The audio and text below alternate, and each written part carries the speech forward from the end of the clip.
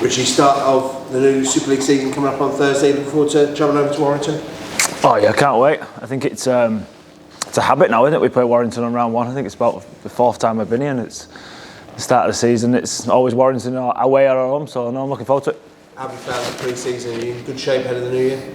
Yeah, good. Obviously, because I had a bit of an extended period off because of the World Cup, and Rowan's been good, and he's given me a bit of time to ease into it. But no, I feel fit and ready and fresh, and I'm ready to go.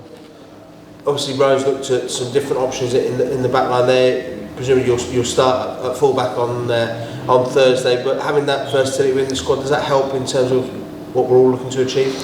Definitely. I think you see last year, I think I played about 10 games at half-back as well, so I think it's going to take a squad to mount any sort of challenge and any sort of successful season. I think we had lots of injuries and suspensions and stuff last year, so yeah, no, I can see myself playing in a number of positions again, but hopefully I'll start at full-back, and yeah, that's going to be the aim for the beginning.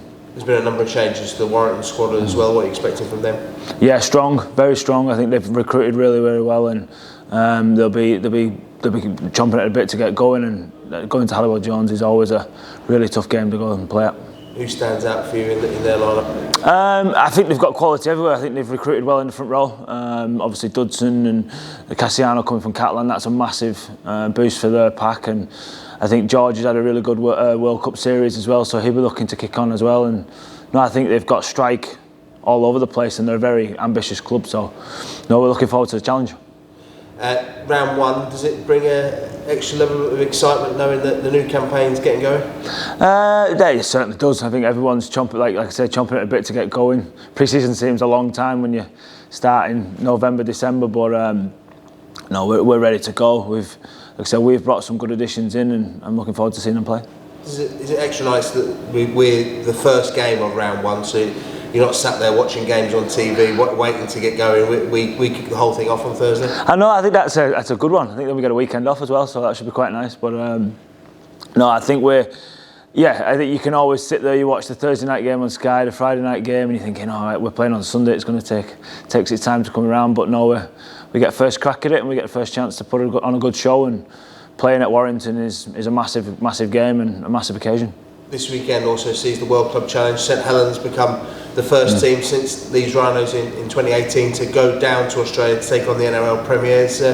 Looking back now, 5 years on, what's your memories of that trip to Melbourne? Yeah, it was good really. A bit of a whirlwind, I think, because we just come straight into the Leeds squad. I'd only done a pre-season with them and was pretty much thrown straight into the limelight, and playing up against a very strong Melbourne team was a very tough ask. But no, we loved it. We loved the trip away. The whole experience is brilliant.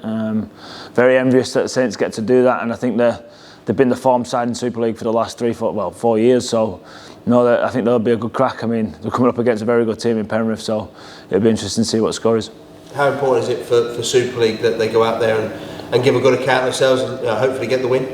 I think they showed that with the performance they played last weekend. I think they showed that they went there they meant business. It wasn't a friendly as such. I think they took it more as a real competitive match. I mean, they took 2 at one point to level the score up. So I think that shows the intent that they went with to show, because whenever you play against the Aussies, you want to win, and I think what they've taken it as that.